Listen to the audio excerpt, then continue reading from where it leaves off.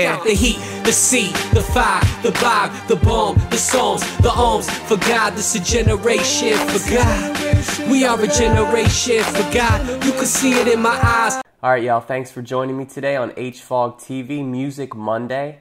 My name is Juke from jukworld.com, jukeworld.com.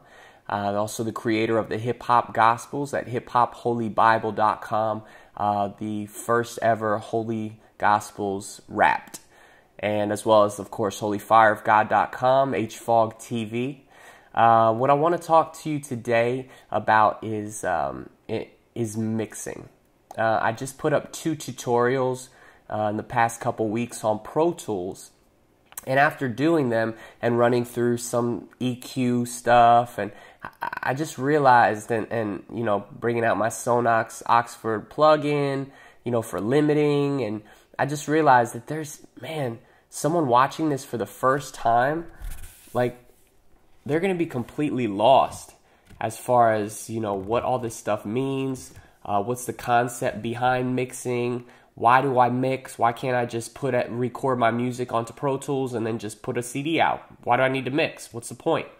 So I wanted to go over some of those things today. This might end up being a 2-part series just because there's a lot of stuff. As I started going through the concepts behind mixing, and I just realized, wow, there's so much stuff to it. From frequencies to, you know, loudness to panning to... There's just so much to it. So this is going to be, though, the intro.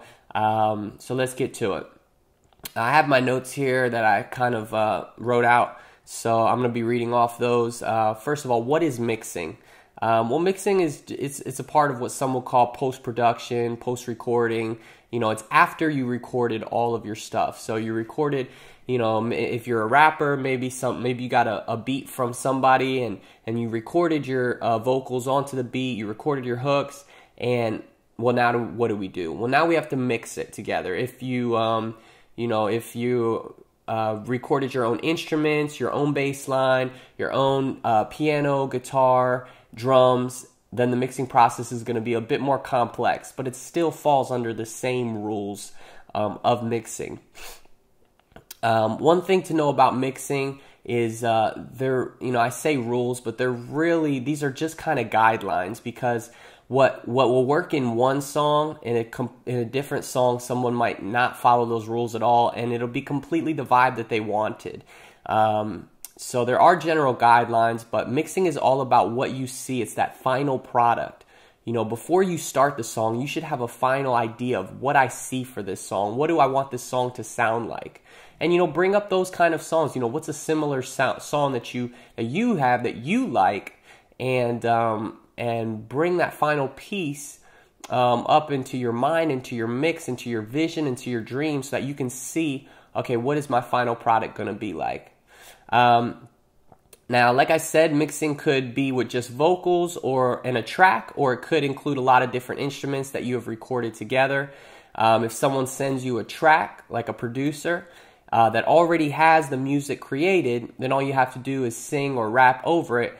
Like I said, that process is going to be different, actually a lot easier than if you recorded a bunch of, you know, drum tracks, bass line, guitar, piano, etc., and had to mix all of those together.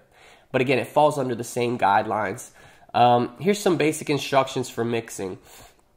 First of all, each piece of your musical mix, that's, you know, the kick drum, the snare, the hi-hats, the guitar, the bass line, pianos, etc., all must fit into their particular place. You have 2 knobs of adjustment. If you look at a mixing board, you know, there's more complex and stuff right today, but the general things that you see on a mixing board, you're going to have 2 knobs that you can adjust. You can adjust the volume, how loud it is or how soft it is, moving that up and down, or you can adjust the panning from left to right, so that you hear it more so, you know, out here. If it's panned all the way to left and right, hard left, hard right, then you'll hear it all the way back here. If it's panned to 0, you'll hear it right up front here, okay? And then everything in between. So you want to fill up that entire area of sound. You want some things panned hard left, hard right, some things panned at 70, some things maybe at 30, and then some right down the middle at 0. Every single instrument, including my voice, in the universe has a certain frequency that it emits sound at. Without getting too much into detail for the sake of time, just understand that our ears hear in a range of 20 to 20,000 hertz. So we can only hear in between 20 and 20,000 hertz approximately, or what's called 20K, which is 20 kilohertz. And 1,000 hertz equals 1 kilohertz. So we can hear between 20 hertz and 20K, or 20 kilohertz. We don't hear sound outside of that range. This means that our music must fall within that frequency range or we will not hear it. Now, each instrument emits a different frequency range. For instance, a kick drum, that's that,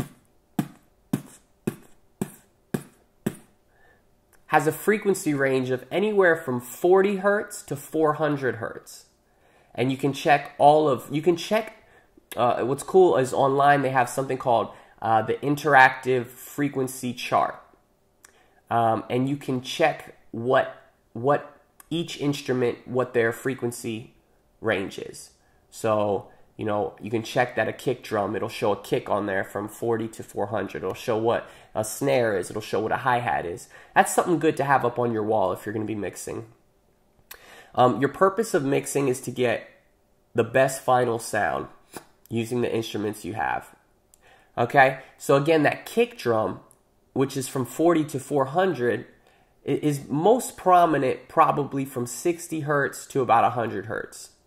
Now, if I have two instruments, as I'm mixing, if I have two instruments with the same frequency that are sitting on top of one another in the music, they are going to clash with one another. Again, mixing is you have all of these instruments, all of these sounds that you recorded, and now you have to fit them into this one master, this eventual one stereo track you're going to hear in your ears. If you have everything blasting at really loud, if everything you record is blasting at the same volume and the same panning, it's going to sound horrible. There's going to be no differentiation between it. So, let's do an example. If I have a low vocal, like I have a male vocal, that has a lower part of my vocal that is in the 100 hertz frequency, and then I have a drum where the upper or middle part of that drum is in the same 100 hertz range. They are both panned down the middle. They're going to clash with one another. Let me explain that a little bit. The male vocal range is, I believe, from about 100 hertz to about 900 hertz. So what I'm speaking right now it has a frequency on it between about 100 hertz and about 900 hertz. Okay. Now, like I was saying earlier, the kick drum, okay, has a range between about 40 to about 400, with 60 to 100 being very prominent. Okay. You want to keep that lower range for your kick drum, your bass, stuff like that, okay? So when I speak, part of my voice in that 100 to 110 range is also clashing with that bass drum or that kick. So what I can do is I can put a high pass cut on it, or what's called a high pass filter, which will pass all on my vocal and cut it at 100 hertz.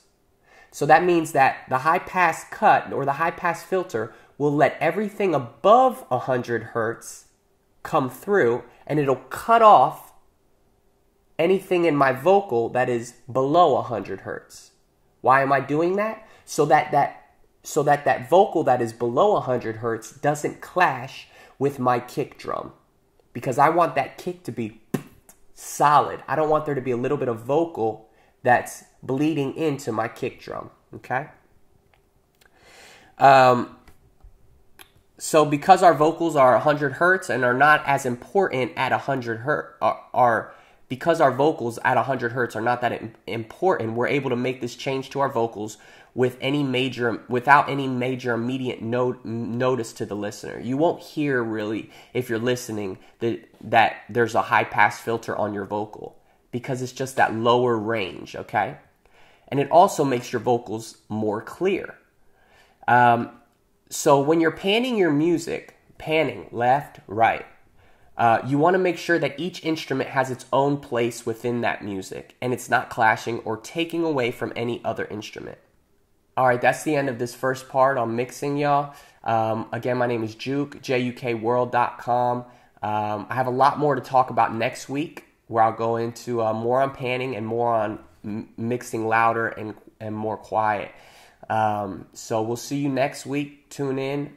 HipHopHolyBible.com, HolyFireOfGod.com. Please subscribe. Leave any comments, any questions you may have, and I'll be sure to answer them for you. God bless. The heat, the C, the fire, the vibe, the bomb, the songs, the ohms. For God, this a generation. For God, we are a generation. For God, you can see it in my eyes. The trials, the passion is real. When I'm fasting, I'm smashing you cats with the seal. This a generation. For God, we are a generation. Check, yo, I rap acid, spoon feed your raps that are classics, crashes.